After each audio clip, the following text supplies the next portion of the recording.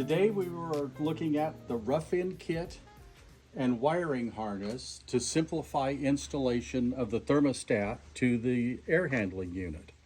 It comes with a double gang box to mount the controller in, a single gang box to put up by the evaporator coil. You get the adapters and 25 feet of conduit, which is commonly called Smurf tube, to install it. Then we have the wire harness, which has all your leads already on it. On one end, you'll have 4 leads that are already numbered for you to facilitate hooking them up to the thermostat. You just match the numbers, 5, 6, 7, and 8, directly to the numbers 5, 6, 7, and 8 on the thermostat.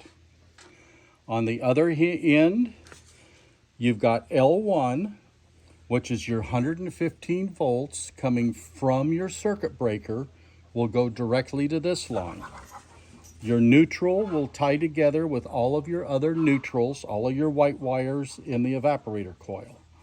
The black wire, labeled numbered T1, is the one that will bring the 115 volts from the thermostat back up and will connect to the voltage side of the fan motor and the solenoid valve.